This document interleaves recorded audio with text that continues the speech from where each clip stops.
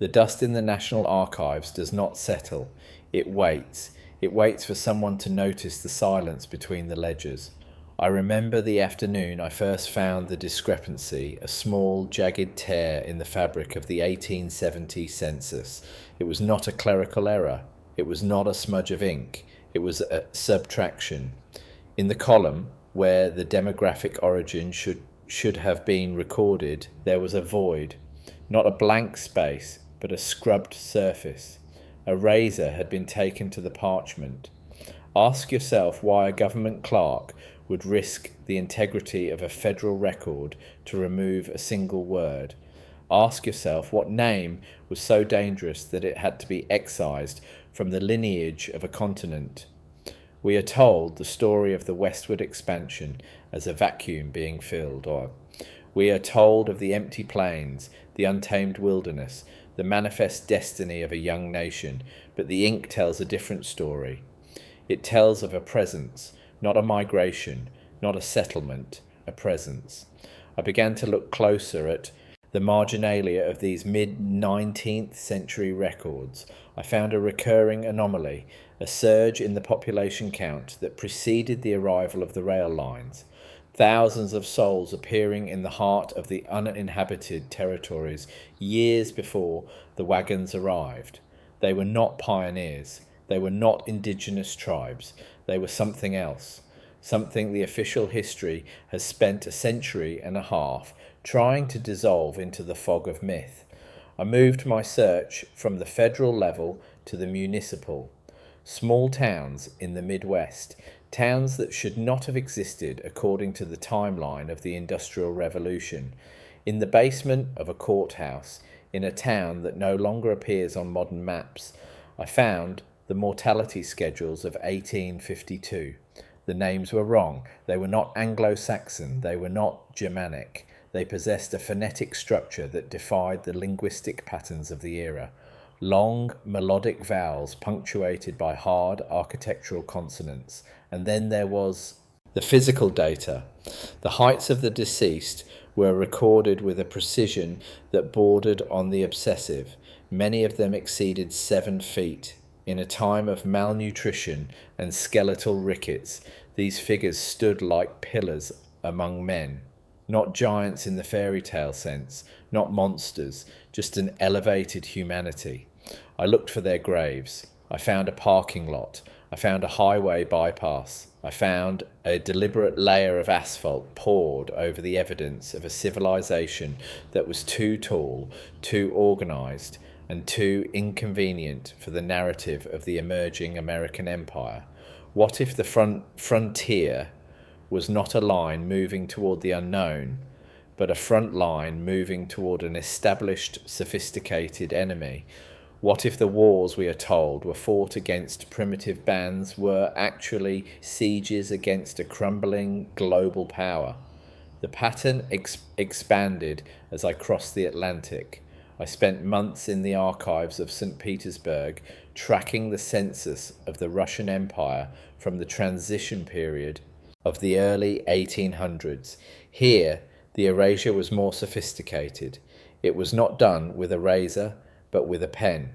The term Tartary appears in the early maps with the same administrative weight as France or China. It is not a vague geographic region. It has borders.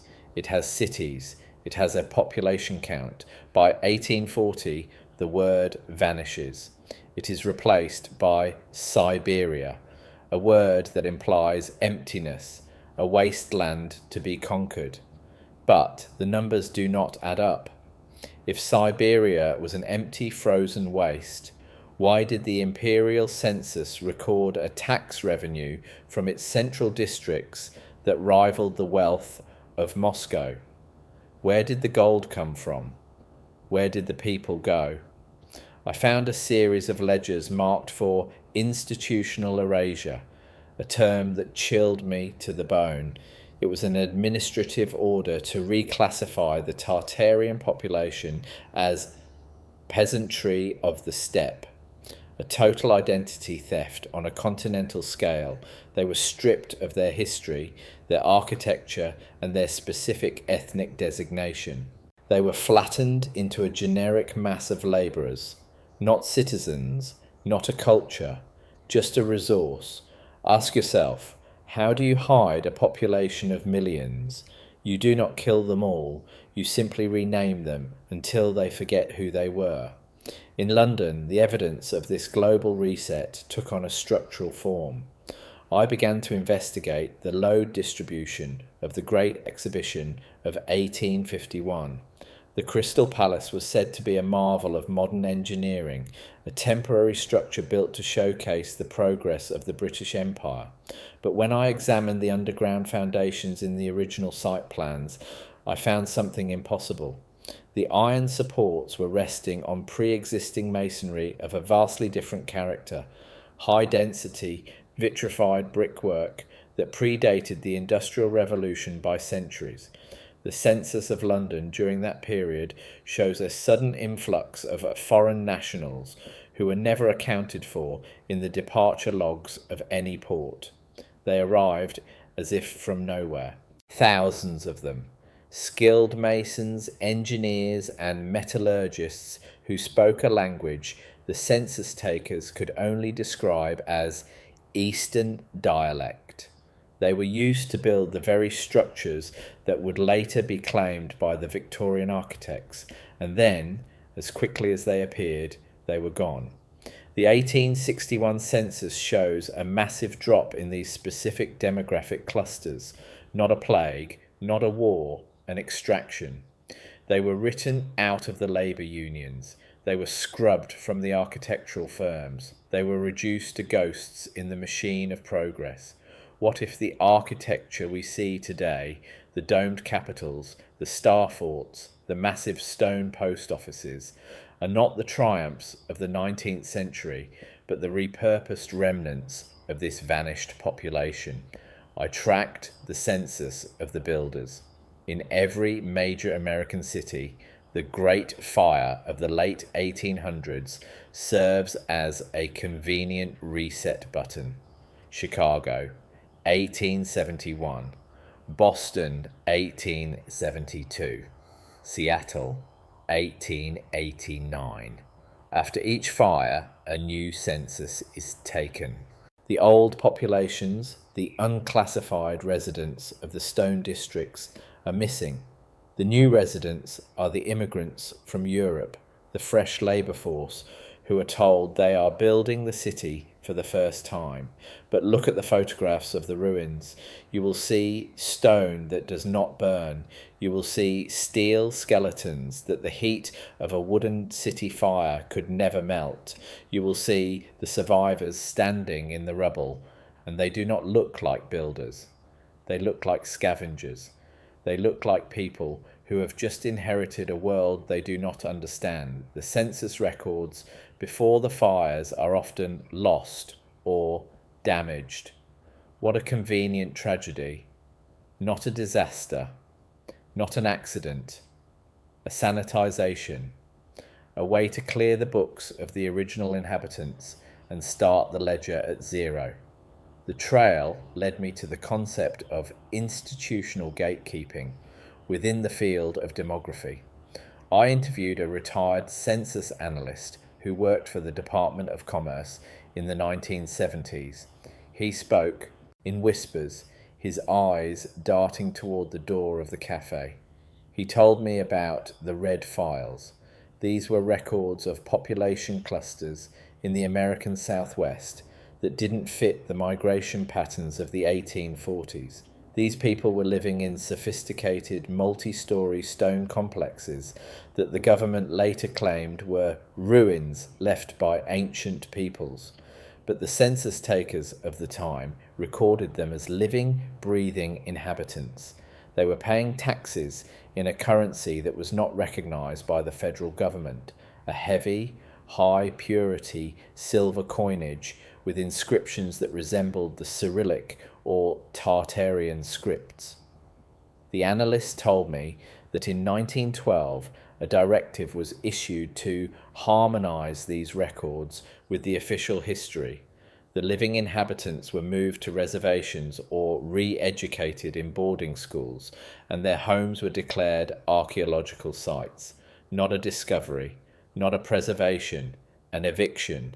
They turned a living civilization into a museum of the dead to ensure the narrative of the new world remained unchallenged. Consider the scale of the foundling trains. Between 1854 and 1929, over 200,000 children were moved from the coastal cities of the United States to the interior.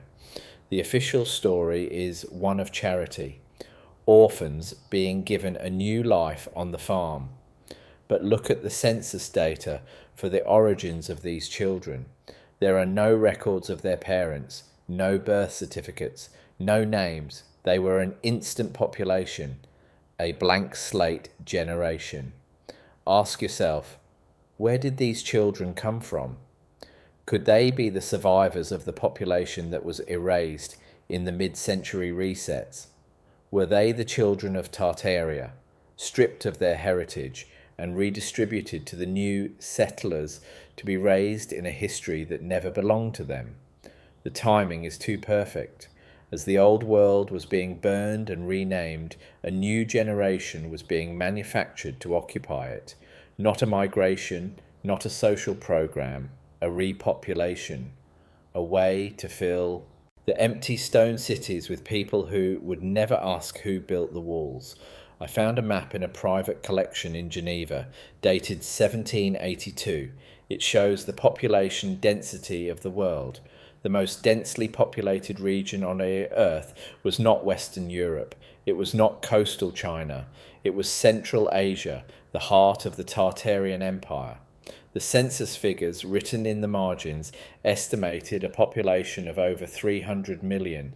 By 1850, that number had plummeted to less than 10 million in the same geographic area. A loss of life that dwarfs the Black Death, the World Wars, and the colonial genocides combined. Yet our history books are silent. There is no mention of a great cataclysm. There is no record of a continental plague. There is only a void, a great game played by the British and Russian empires to divide the spoils of a fallen giant. They did not just take the land, they took the people's existence. They rewrote the census to show a wasteland where there had been a garden. They created the empty Orient to justify the expansion of their own borders. Not a conquest, not a discovery, a liquidation. In the archives of the Vatican, there are references to the silent census. It is a record of the souls who do not belong to the modern timeline. It describes a global civilization that shared a common architectural and linguistic root, the Tartarian root. The document suggests that this civilization was not destroyed by war, but by a systematic disruption of its energy and communication networks. When the free energy grids, the atmospheric electricity harvested by the steeples and domes, were dismantled, the population collapsed. The census records show a sudden transition from independent urbanites to dependent subjects. They were forced into the cities of the new empires, where they were monitored, taxed, and slowly bred out of existence. The records are kept under lock and key, not because they contain religious secrets, but because they contain the proof that our modern world is a squatter's camp in the ruins of a superior one.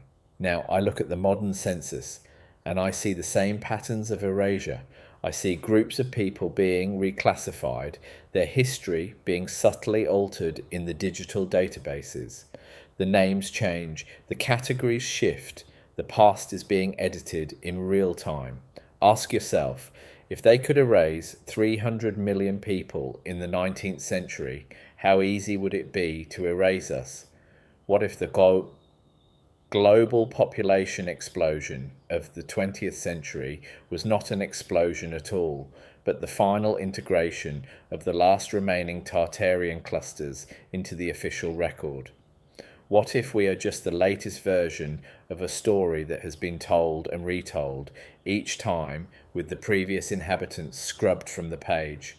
We are living in a world of borrowed stone and stolen history. The census is not a count of the living, it is a ledger of the possessed, and the silence in the archives is getting louder. The records are there, if you know how to read the gaps. The people of Tartaria did not disappear. They were just renamed until they became us. The investigation does not end here, it only deepens. What if the next census is the one where they erase you? The silence of the census is not merely a lack of noise, it is a structural dampening.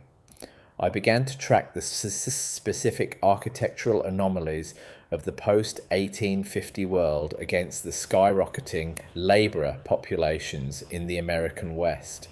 In San Francisco, the official narrative claims a sleepy frontier outpost was transformed into a neoclassical metropolis in a mere handful of years. The 1852 California State Census reveals an impossible density of specialized artisans, stonecutters, glassblowers, and hydraulic engineers who arrived without tools, without families, and without pasts. They are listed as unspecified origin, not from the East Coast, not from Europe. They simply materialized in the fog of the bay. Ask yourself, how does a town of tents and wooden shacks suddenly possess the industrial capacity to quarry, carve, and hoist multi-ton granite blocks for a mint that resembles a Roman temple? The load distribution of these buildings suggests they were designed for a seismic reality that the 19th century occupants did not yet understand. The foundations go deeper than the utility lines. They descend into a strata of history that the city planners have paved over. I found a diary of a census taker from 1860 who wrote of the subterranean wards, entire neighbourhoods living beneath the street level in vaulted brick chambers that predated the gold rush. He noted that these people spoke a tongue that vibrated in the chest. Within 2 years, his diary was confiscated, and the subterranean wards were filled with concrete to stabilise the soil. Not a renovation, not a safety measure, a burial. I turned my attention to the great star forts, those geometric perfections scattered across every continent. From Fort Jefferson in Basin, the Gulf of Mexico to the walls of Naarden in the Netherlands, the design is identical. The institutional gatekeepers call them Tres Italienne, a 16th century defensive evolution. But the census records of the garrisons tell a different story. In the mid-1800s, these forts were not being used for defence, they were being used as processing centres. I found a manifest from a star fort in the mid-Atlantic that listed the inhabitants, not as soldiers, but as reclassified populace. These were the survivors of the territorial shifts, the remnants of the Tartarian demographic that had been rounded up. The census data for these locations is often redacted, but the caloric requirements listed in the quartermaster's logs suggest thousands of people were being held in structures that officially housed only a few hundred. What if these star forts were not built to keep enemies out, but to keep a specific population in? What if they were the original reset hubs where the old world was stripped of its identity before being released into the new cities as immigrants? Not a fortress, not a prison, a factory for a new, compliant humanity. The erasure trope is most visible in the World's Fairs of the late 19th and early 20th centuries. We are told these were temporary celebrations of progress, built of plaster and lath, only to be demolished after 6 months.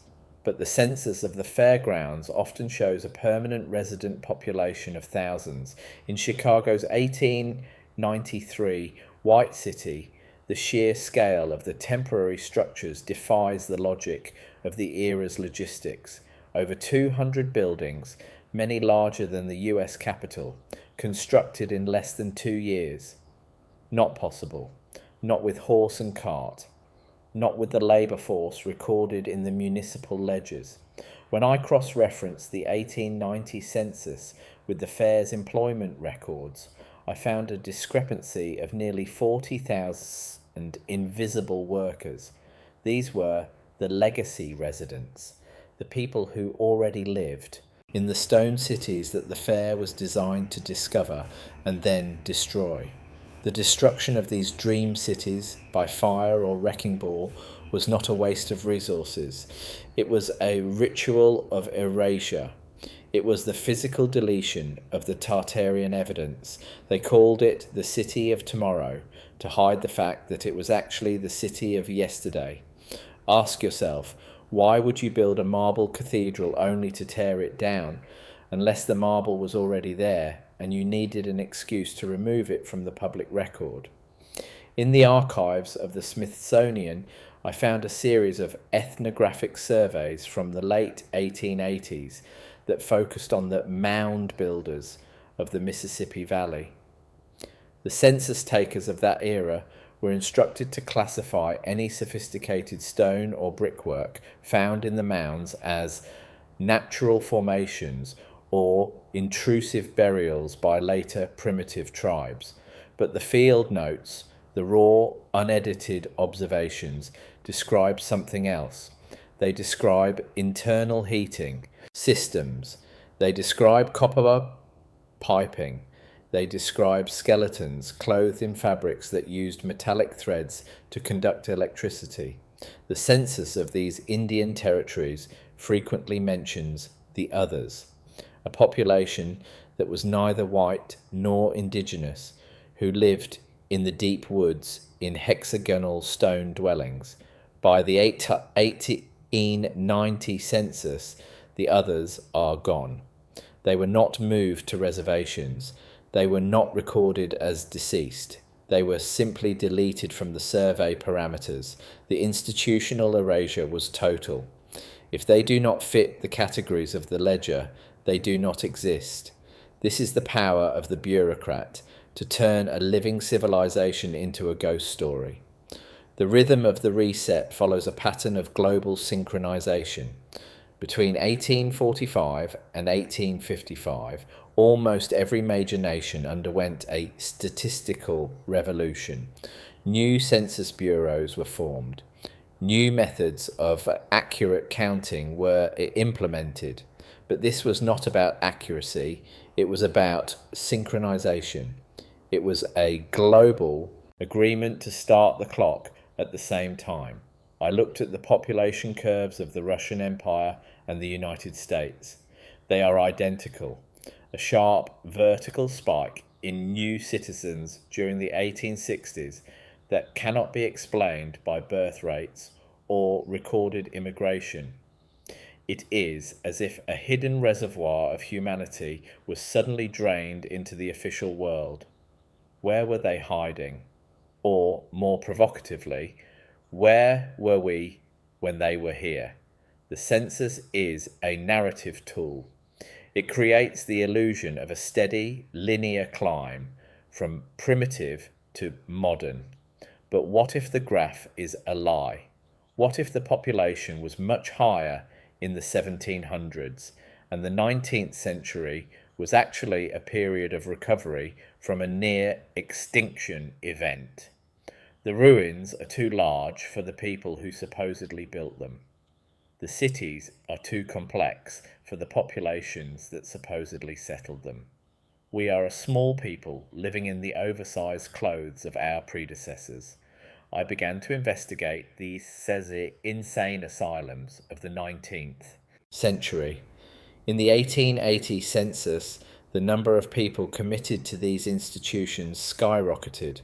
The reasons for commitment were often religious delusion or imaginary history. I found the intake records for an asylum in New York. One patient, a master stonemason, was committed because he insisted that the buildings he was repairing were thousands of years old and powered by the breath of the air. He was not alone.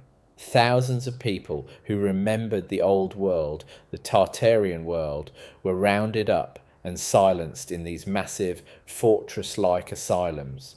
The census recorded them as socially dead. They were stripped of their names and given numbers. Their children were sent to the foundling trains. Their properties were seized by the state. This was the final phase of the erasure, the psychological sanitization of the survivors. If you remember the truth, you are mad. If you repeat the truth, you are disappeared. The census is the document that confirms your sanity only if you accept the lie. The technical language of the 19th century census is a masterpiece of obfuscation. They use terms like spontaneous urbanization to describe the sudden appearance of fully formed cities in the Australian outback or the South African veldt. Not built, not developed, just urbanized. In the 1891 census of New South Wales, the city of Sydney is recorded as having a population density that exceeded London's, yet the historical record claims it was a penal colony only decades prior. The load distribution of the Sydney sandstone buildings suggests a massive pre-existing infrastructure designed for millions. Where were the millions? I found a hidden ledger in a maritime museum that spoke of the great evacuation of the southern coast. It wasn't an evacuation of settlers. It was an evacuation of the originals, the Tartarian administrative class. They were taken away on ships that never arrived at any known port. The census simply shifted the numbers to the newly arrived convicts. A total demographic swap, not a colony, a replacement. What if the census is not just a count, but a ritual of manifestation? By naming us, by categorizing us, the institutions define the limits of our reality. They tell us who our ancestors were, and we believe them because we have no other records. But the stones, remember, the load-bearing walls of our 19th century courthouses are built with a structural integrity that suggests they were meant to last for millennia, not centuries. They were built for a population that understood the resonance of the earth. I examined the 1900 census maps alongside geological surveys of atmospheric electricity. There is a perfect correlation. The lost Tartarian cities are all located on high-energy nodes of the planetary grid. These were not just cities, they were power plants, and the people living in them were not just citizens, they were part of the circuit. When the reset occurred, the circuit was broken. The census recorded the deaths not as a loss of life, but as a reduction in utility. We were transitioned from being part of the Earth's energy system to being the fuel for the empire's economy. I found a letter from a high-ranking official in the British East India Company, dated 1858. It was addressed to the Committee of Geographic Order. It said, "The Tartarian element has been successfully diluted. The census of the Punjab now reflects a manageable history. The monuments have been renamed and the local memory is fading. We have provided them with a new pest and they have accepted it with the gratitude of the lost. This is the blueprint for the world we live in, not a conspiracy, a management strategy. The census is the ultimate weapon of the Committee of Geographic Order. It is the pen that kills more surely than the sword. It is the eraser that leaves no trace. Ask yourself, what part of your own history is a manageable lie? What part of your lineage was diluted to make you a more manageable citizen? The numbers in the book do not represent people. They represent the success of the erasure. The somber reality is that the evidence is all around us, hidden in plain sight by its sheer scale. We walk past the Tartarian ruins every day and call them post offices or libraries. We read the census and believe the numbers because the alternative is too unsettling. To accept that a global population was erased is to accept that we are not the masters of our own history. We are the inheritors of a crime scene. I spent a night in an abandoned archive in the basement of a condemned city hall. I found a final box of uncatalogued records from the 1920s. It was a redundancy survey.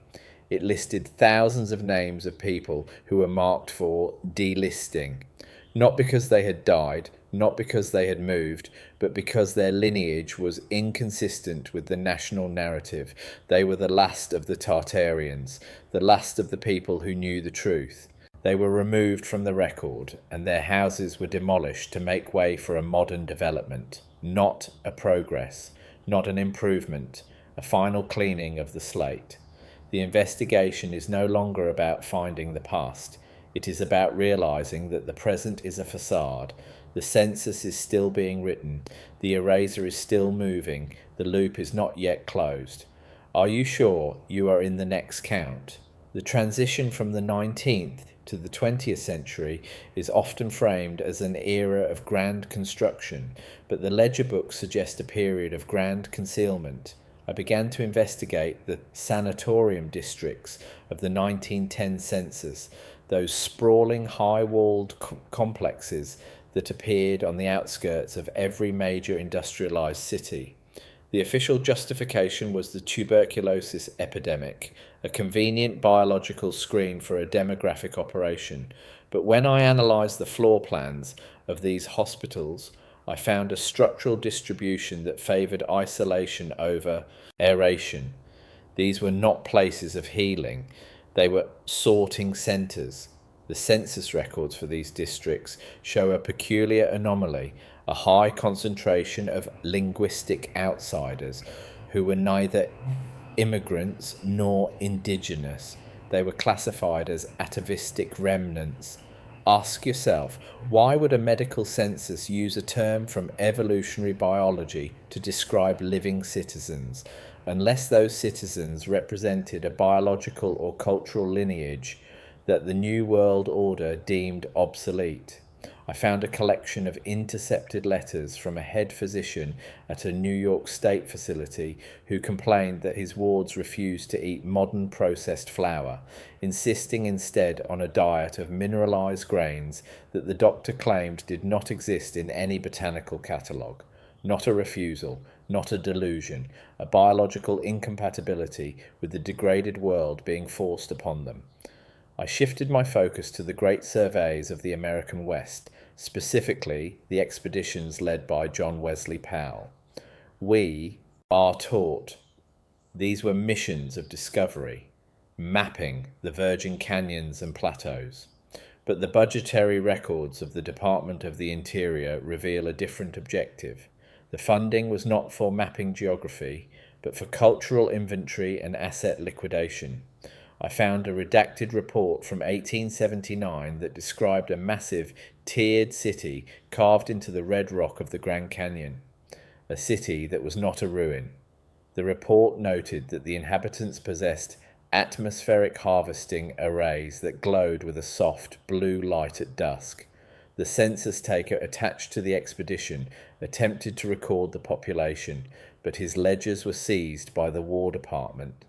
In the subsequent 1880 federal census, that entire region was marked as unpopulated/barren, not a discovery, not a frontier, a strategic erasure of a living, high-technology enclave. The national parks were not created to preserve nature. They were created to fence off the ruins of Tartaria from the prying eyes of the new population. They turned a civilization into a wilderness to ensure that no one would ever stumble upon the truth of who really held the deed to the land. Consider the electrification of the late 1800s.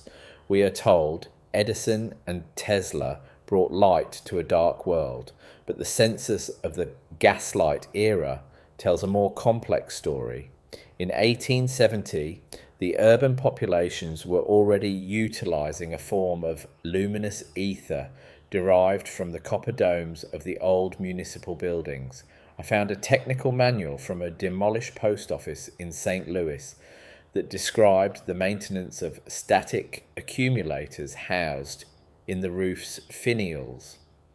These devices provided free, wireless illumination to the surrounding blocks. When the new electrical grid was installed, the census records show a sudden, forced migration of maintenance guilds, the people who knew how to service the old atmospheric tech. They were replaced by meter readers and linemen employed by the new private monopolies. The old tech wasn't replaced because it was inferior. It was replaced because it couldn't be metered. You cannot tax the air. You cannot put a fence around the atmosphere. To control the population, the institutional gatekeepers had to first destroy their energy independence. They moved the people from the radiant districts into the grid blocks and then updated the census to reflect a modernized workforce, not a progress, a subjugation. The pattern of the Great Fires began to haunt my research. I mapped the 1871 Great Fire of Chicago against the 1870 census maps. The fire did not spread randomly.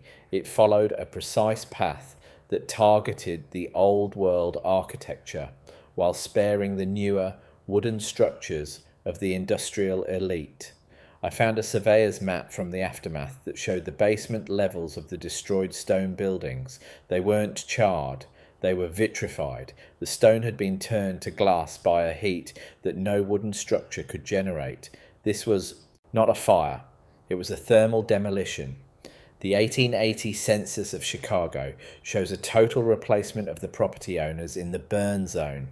The original families, many of whom had surnames that appeared in the old Tartarian genealogies, were nowhere to be found. Their titles were declared null due to the destruction of the records in the fire. New titles were issued to a hand-picked group of civic leaders. The fire was a legal cleansing, a way to move the assets of an ancient population into the hands of the new managers. Ask yourself, if your house burns down, do you lose your right to the land? In the reset of the 19th century, the answer was yes. I spent a month in the maritime archives of the Netherlands, tracking the vanished fleets of the mid-1800s. The census of global shipping shows a massive drop in registered tonnage between 1848 and 1852. These weren't ships lost at sea. They were ships that were decommissioned and reassigned. I found a logbook from a Dutch captain who described seeing a fleet of iron-clad giants without sails or smokestacks being escorted into the private harbours of the British East India Company. These ships were part of the Tartarian merchant navy, a global logistics network that predated the steam engine. The census bureaus of Europe and America worked in concert to relabel these vessels as experimental steamers or to scrap them entirely. They didn't want the new population to know that global trade had been faster, cleaner, and more efficient a century prior. They sunk the evidence of a superior past to justify the slow, clunky, and expensive future they were selling. Not an evolution, a downgrade. The Industrial Revolution itself appears in the census as a demographic anomaly. The sudden surge in child labour in the 1860s is always explained as a necessity of the factory system. But look at the census descriptions of these children. They are often described as having preternatural mechanical aptitude. They didn't need to be trained. They knew how the machines worked. I found a series of interviews with factory overseers in Manchester who claimed their youngest workers were teaching the engineers how to optimize the steam pressure. Where did these children get this knowledge? If they were the foundling survivors of the Tartarian reset, they weren't learning a new skill, they were remembering an old one. They were being used as biological CPUs to jumpstart an industrial age that was actually a crude imitation of the era that had just been destroyed. The census recorded them as labour units, but they were actually the last living repositories of a forbidden science. I discovered a shadow census in the archives of a private bank in Zurich. It was a list of non-participating entities dated 1905. These were individuals and entire communities that refused to join the new global financial system. They lived in off-grid enclaves in the Pyrenees, the Urals, and the Appalachians.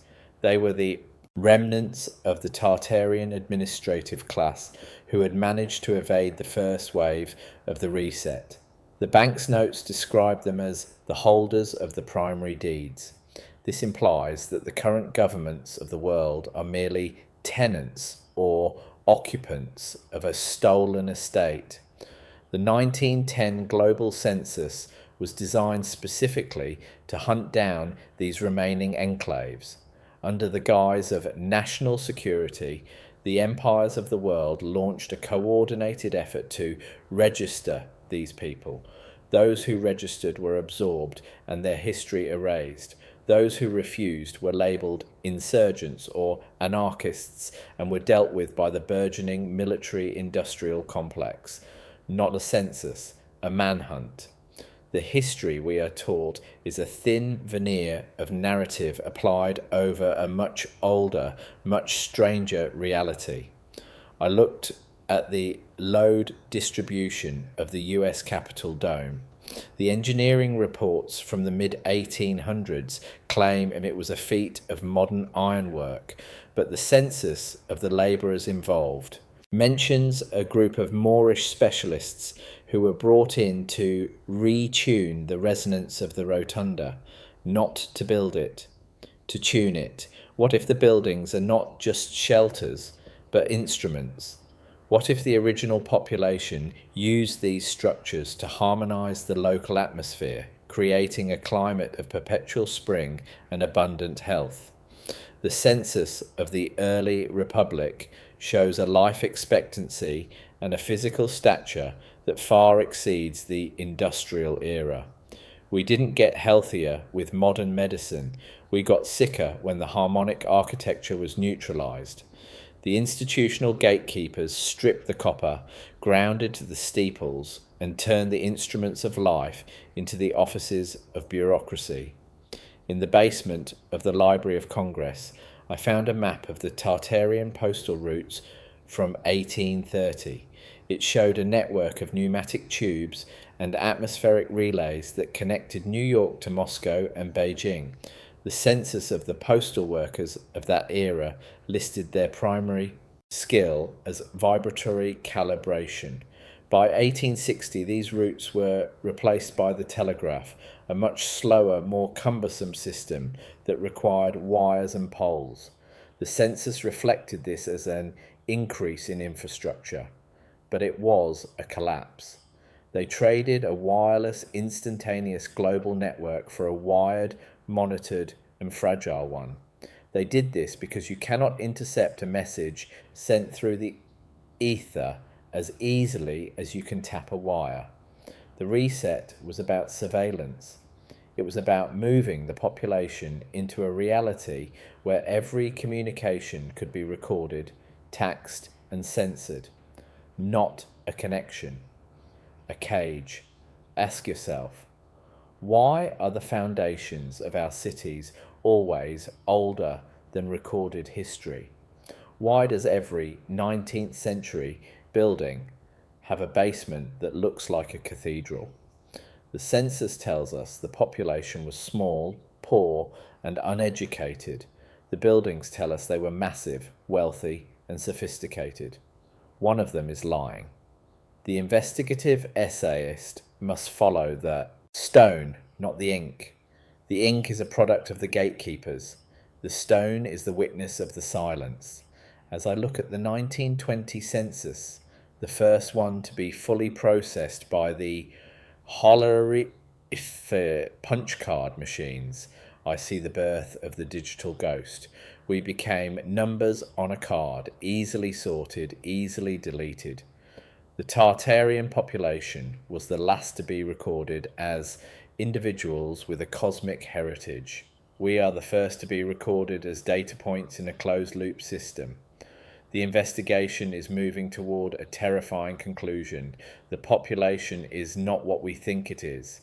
We are not the descendants of the pioneers. We are the descendants of the survivors who forgot who they were, and the census is the tool they use to make sure we never remember. The next part of the ledger is already being prepared. Are you ready to see the name they have given you? The 1920 census marks the moment the veil was pulled tight. It was the first electronic census, a triumph of the holograph tabulating machine, but what the institutional gatekeepers call efficiency, I call a digital shroud. I began to investigate the load distribution of the massive stone data centers built in the 1920s to house these punch cards. In cities like Washington, D.C. and London, these buildings possessed a structural overkill that defied their purpose. Why build a granite fortress with 6-foot thick walls just to store paper cards? I found a structural engineer's private correspondence from 1924 that suggested these buildings were actually grounding terminals. He noted that the basements were lined with lead and mercury, designed to suppress a specific frequency that the new electronic tabulators were picking up from the soil. The census was no longer just counting people, it was filtering them. It was identifying those whose biological resonance still matched the old Tartarian grid and marking them for final integration. Not a statistic, a signal that needed to be silenced before the new century could truly begin. I moved my investigation to the agricultural censuses of the Great Depression. The official narrative is one of drought and economic collapse, the Dust Bowl.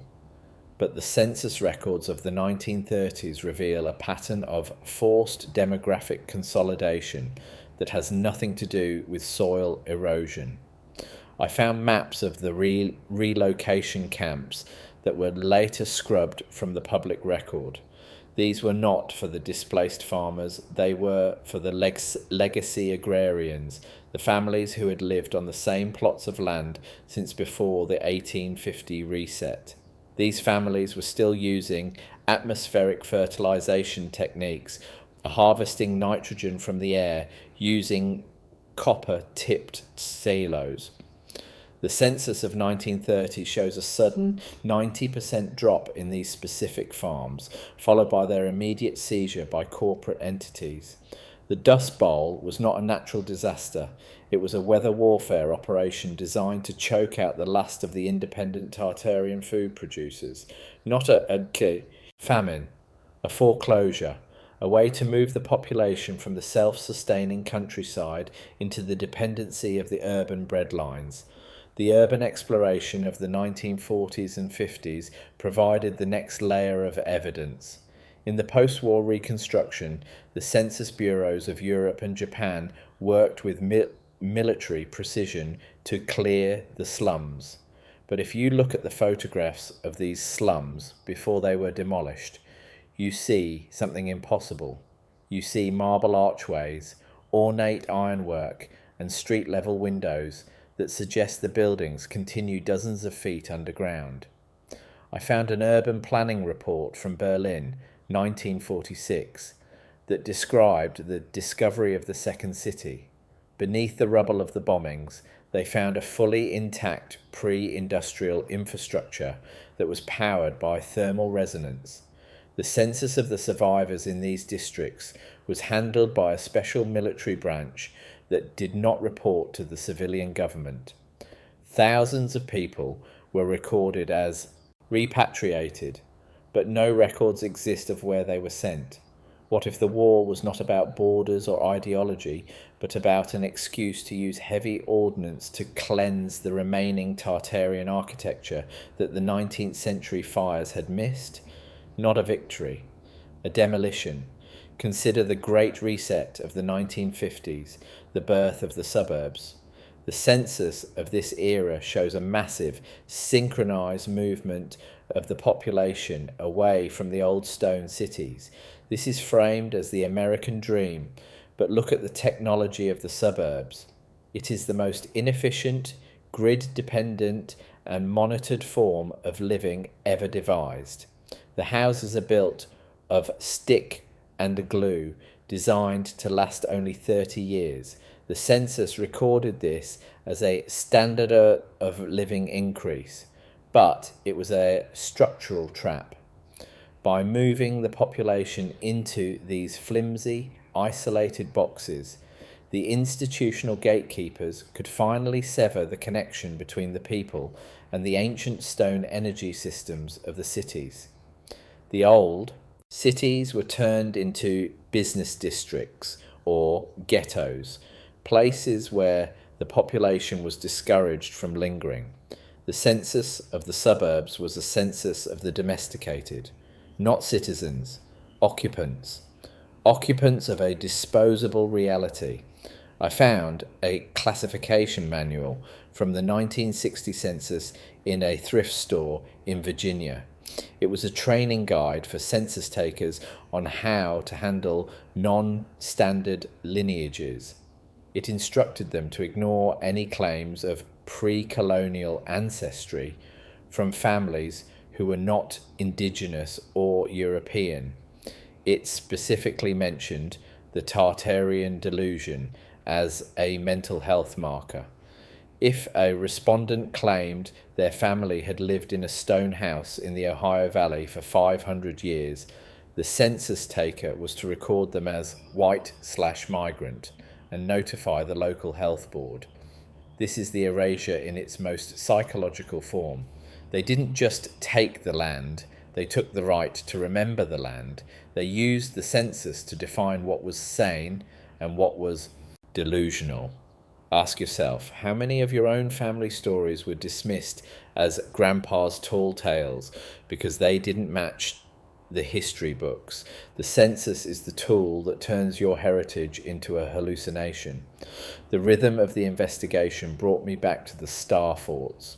In the 1970s, many of these structures were turned into national monuments or state parks. I analysed the census of the maintenance crews and the park rangers.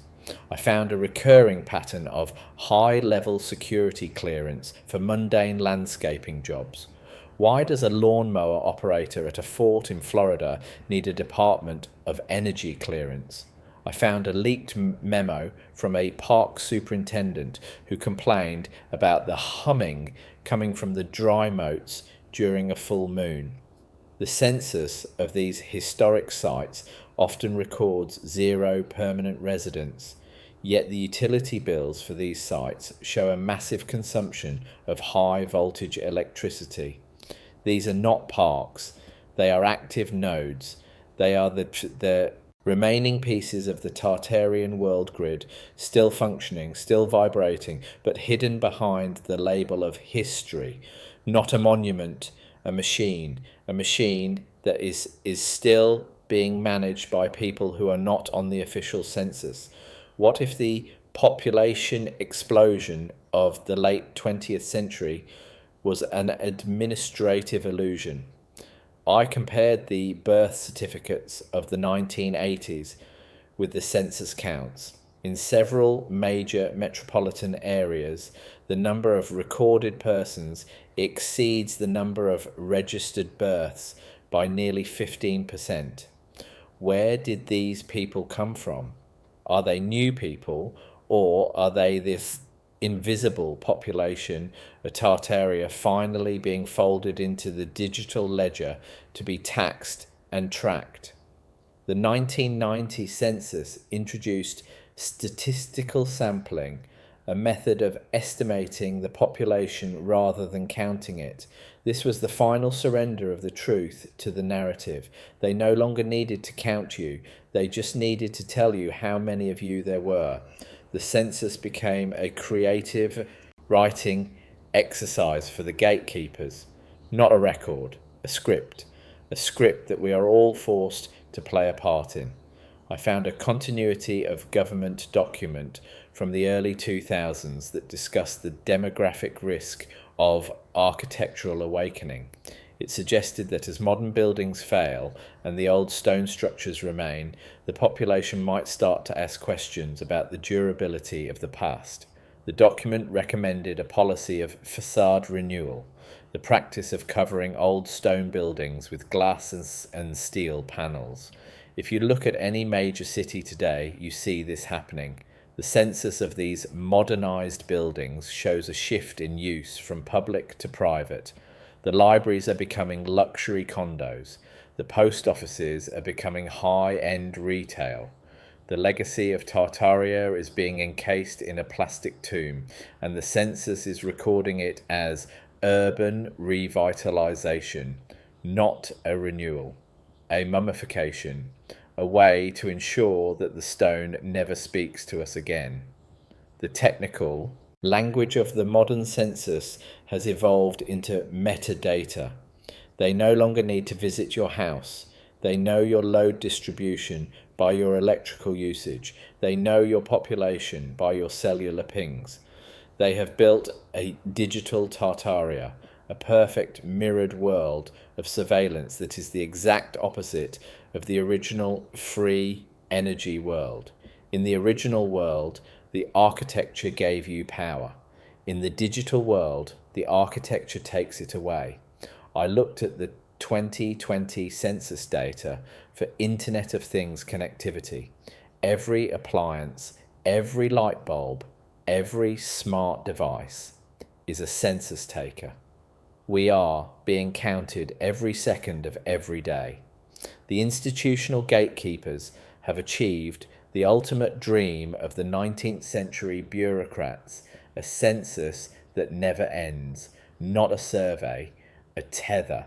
Ask yourself, if the history they gave us is a lie, what else are they hiding? If the census of the 19th century could erase a global empire, what is the census of the 21st century erasing right now? I stood in the center of a star fort at midnight, and I felt the vibration. It wasn't in my ears, it was in my bones. It was the sound of a population that refuses to stay dead. The census says they are gone. The stone says they are waiting. The investigation is no longer about finding the past. It is about surviving the present. The census records that proved Tartaria had its own population are not just in the archives. They are in the resonance of the buildings you live in. They are in the unspecified gaps of your own DNA. They are in the silence that follows when you stop believing the narrative. The 10th part of the ledger is almost full. The ink is drying, but the story is far from over. What if the next person they erase is the one who remembers? The 2020 census was not a head count, it was a frequency sweep. For the first time, the hard-to-count populations were not pursued with boots on the ground, but with algorithmic modelling. I began to investigate the load distribution of the 5G relay stations being installed on the steeples of old world churches. These are the same steeples that once served as atmospheric harvesters for the Tartarian grid. By mounting modern transmission hardware onto these ancient resonators, the institutional gatekeepers are literally jamming the frequency of the past.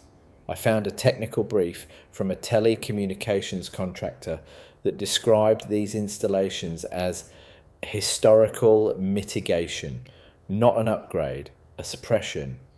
The census data for these districts shows a peculiar stabilization of the population's health and behavior metrics.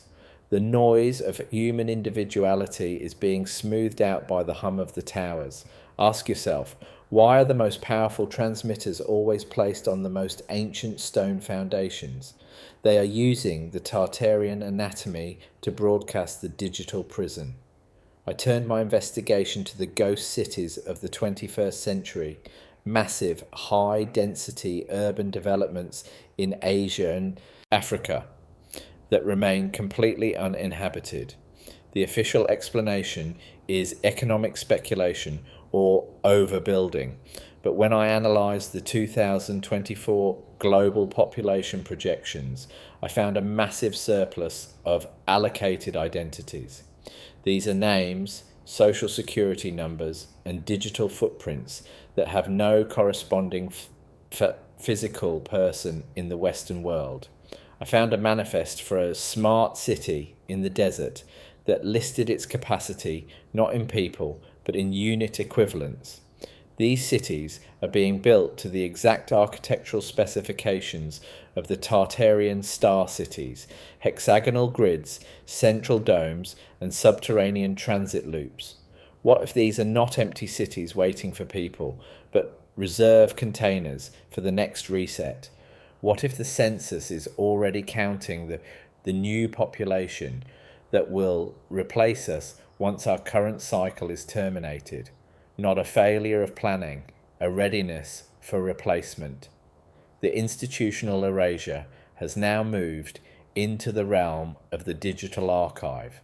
In the mid-2000s, a series of data sanitization protocols were implemented across the major search engines.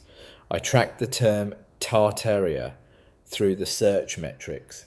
In 2018, it was a burgeoning field of amateur research. By 2025, the results were almost entirely dominated by debunking articles and psychological profiles of conspiracy theorists.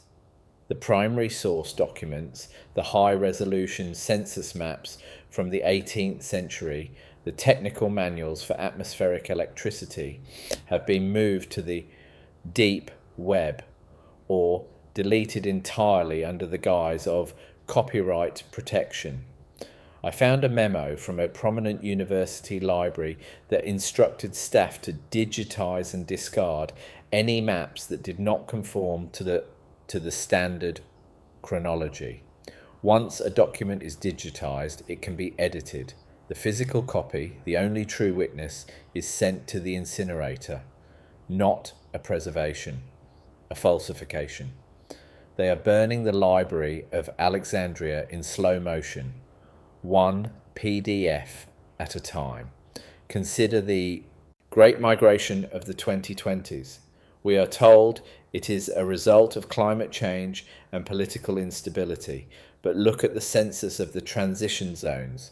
The people moving are not being integrated into the existing cities. They are being funneled into administrative hubs that operate outside of a local law. I found a series of biometric logs from a processing centre in the Mediterranean. The intake questions did not ask about nationality or religion. They asked about resonant memory. They were looking for individuals who possessed a specific type of inherited knowledge, the kind of knowledge that shouldn't exist in the modern world. If you knew how to heal a wound with sound, or if you remembered the true purpose of the domes, you were moved to a special category. These people do not appear in any subsequent census. They are delisted. They are taken out of the system to ensure their contamination of the narrative does not spread. Not a refugee crisis, a filtration of the bloodline. I began to look at the ancestry testing craze of the last decade. Millions of people have voluntarily handed over their DNA to private corporations. The census of the 21st century is no longer about where you live, but what you are. I found a leaked report from a genomic research firm that identified a genetic marker of Tartarian descent. It wasn't a racial marker, it was a structural one. It related to the way the bones conduct low-frequency vibrations. The report noted that individuals with this marker were resistant to standard narrative implantation. They are the people who feel that something is wrong with the world, even if they can't explain why. The companies sharing this data with the government are not helping you find your cousins. They are helping the gatekeepers find the anomalies. The census has moved inside of us. It is a molecular audit of the last remaining rebels. The rhythm of the staccato sentences in the modern social credit systems matches the rhythmic erasure of the 19th century ledgers. Not this person, not that history, something else. In the 2026 census of a major European city, I found a hidden column labelled Narrative Compliance. It was a score based on an individual's digital footprint, their searches, their purchases, their social interactions. If your score is too low, your visibility in the census is reduced. You become a lower priority resident. Your access to the old world districts is restricted. Your children are guided towards schools that emphasize the modern progress narrative. This is the final refinement of the erasure trope. They don't need to kill you if they can make you invisible to the machine. You become a ghost while you are still breathing. Not a punishment, a phasing out. What if the mandatory census is actually a way to calibrate the simulation? I use the word pseudo-academically, but the technical reality is chilling. I found a paper by a quantum demographer who suggested that the act of counting a population fixes them into a specific state of reality by forcing us to define ourselves within their categories: white, black, Hispanic, employed, unemployed. We are collapsing our infinite potential into their narrow boxes. We are literally counting ourselves out of the Tartarian frequency. The Tartarians did not use names or numbers in the way we do. They used harmonic signatures. They were uncountable because they were fluid. The census is the observation that kills the cat in the box. It is the tool that locks us into this heavy, decaying reality, not a survey, a collapse of the wave function. In the final weeks of my investigation, I returned to the National Archives. I didn't look at the books. I looked at the building itself. The load distribution of the archive building in DC is designed to withstand a nuclear blast, but the documents inside are decaying from natural causes. I found a janitor who had worked there for 40 years. He told me that once a month a truck arrives at midnight and takes away a load of redundant parchment. He showed me a scrap he had saved, a fragment of a map showing a high-speed rail line across the Pacific Ocean, dated 1812. It was stamped with the same institutional erasure mark I had seen in Russia. The janitor disappeared 3 days after our meeting. He is no longer in the census. He has been delisted, not a retirement, an extraction. Ask yourself, why are you so tired? Why does the modern world feel so thin, so fragile, so temporary? It is because you are living on the surface of a deep, stolen ocean. The census tells you the ocean is empty. The census tells you the water only goes back 200 years, but you can feel the pressure of the depths. You can hear the hum of the Tartarian machines beneath the pavement. The investigation has led me to a threshold. I have seen the ledgers. I have seen the razors. I have seen the fires. And I have seen the people who are still being born with the resonant marker. We are the unaccounted for. We are the population that the census cannot contain. The loop remains open. The 10th part is written But the story is not closed. History is not something that happened. It is something that is being done to us. Every 10 years, they ask you who you are. Every 10 years, you give them an answer that they wrote for you. But what if, next time, you didn't? What if you wrote Tartarian? What if you wrote human? What if you refused to be counted until they told you what they did with the millions who came before? The silence in the archive is not an end. It is a breath before the next scream. I am closing the ledger now, but I am not putting it away. I am leaving it for you. The next move is yours. Ask yourself, what if you are the evidence they missed?